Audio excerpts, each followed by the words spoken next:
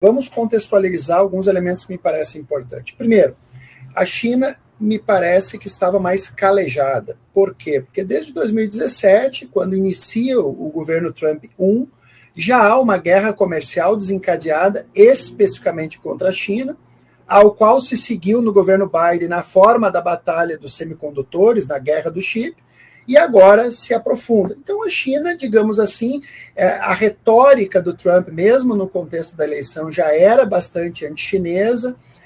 A elite americana vinha construindo uma narrativa cada vez mais anti-chinesa, então me parece que a inteligência da China estava preparada para esse tipo de desafio. Esse é o primeiro ponto. O segundo ponto fundamental é que a correlação de forças vem se alterando. A China dos anos 90 era um país de camponeses pobres, que de fato exportava algumas bugigangas.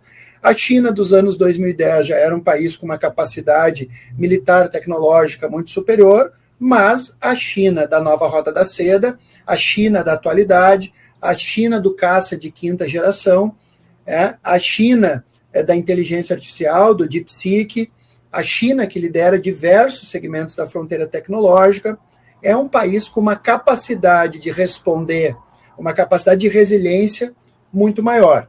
E o terceiro fator, e esse eu vim destacando ao longo dessa crise, aí, que obviamente eu fui chamado diversas vezes a falar, existe uma concepção de fazer política dos chineses que articula uma dimensão tradicional, histórica, confuciana, com uma tradição marxista, e que combina uma ideia de totalidade, de correlação de forças, de uma certa temporalidade para fazer a resposta aos tarifaços do Trump.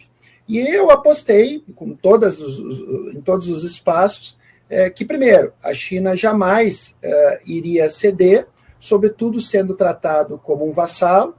Nós não veríamos ações desencontradas, um presidente falando uma coisa, um secretário, ministro falando outra, e a gente não viu isso.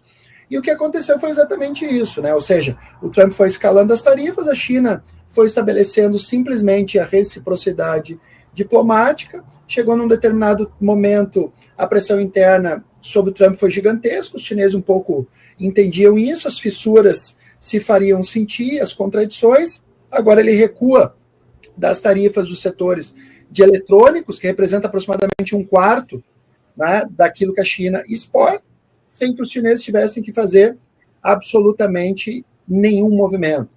E, claro, obviamente, trata-se a expressão clássica de uma política errática dos Estados Unidos, absolutamente desencontrada, que é uma outra coisa que a gente falou, né? Quer dizer, não se tratava de uma política comercial articulada a um processo de reindustrialização, mas coisas como catar barata, né?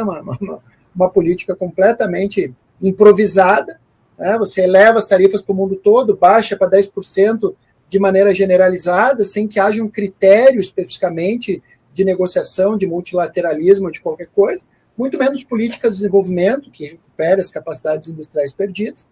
E o que a gente viu agora é essa situação, que, de fato, ela é completamente vexatória, né? Porque o Trump recua sem que a China precisasse fazer nada, e isso demonstra, obviamente, uma grande incapacidade, digamos assim, dos Estados Unidos lidarem com um país que, de fato, está preparado para esse tipo de escalada.